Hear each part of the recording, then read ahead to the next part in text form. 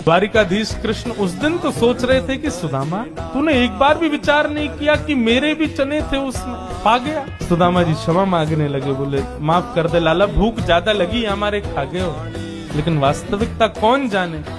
सुदामा जी महाराज फटी टूटी झोपड़ी में रहते हैं, उधरी हुई धोती पहनते हैं, अन्न जल का तो कोई ठिकाना ही नहीं है, ऐसे घर में रहते हैं। पत्नी बोली, द्वारिकाधीश आपके मित्र हैं, आप जाते क्यों नहीं कभी उनसे मिलने। सुदामा जी बोले, कहीं मेरी दशा देख करके कोई ये ना सोचे गरीब है, भिखारी मांगने आया, इसलिए मुझे अजीब लगता है। और दूसरी बात ये कि मैं कृष्ण का सखा हूँ, और कृष्ण तो बढ़िया राजकीय वेश में रहता है और मैं ऐसे रहता हूँ, कोई मुझे देख करके कहीं ये ना सोचे ये कैसा सखा ठाकुर जी का, इसलिए मुझे लगता है कि मैं यहीं से ही उनको भज लूं, उनके पास ना जाऊं। सुदामा जी की पत्नी ने सौगंध दे दी, तुम्हें मेरी सौगंध है, जाओ द्वारिकाधीश से मिलके आओ।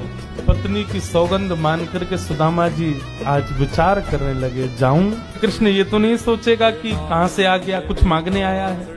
कृष्ण तो नहीं सोचेगा, लेकिन उसकी पटरानियां, उसके राज्य के लोग, महामंत्री आदि, ये सब तो नहीं सोचेंगे। सुदामा जी को बहुत संकोच हो रहा है, लेकिन पत्नी की सौगंध है तो निकल पड़े। पत्नी ने 4 घरों में जाकर के अलग अलग एक एक मुट्ठी चावल लिए, जानबूझ क्यों, ताकि जब ये पोटली द्वारिकाधीश देखेंगे तो अलग अलग प्रकार के चावलों को देख के पहचान जाएंगे कि एक दाना भी सुदामा के घर का नहीं है, थोड़ी तो कृपा करेंगे मेरे ऊपर। सुदामा जी पोटली दबाए निकल पड़े।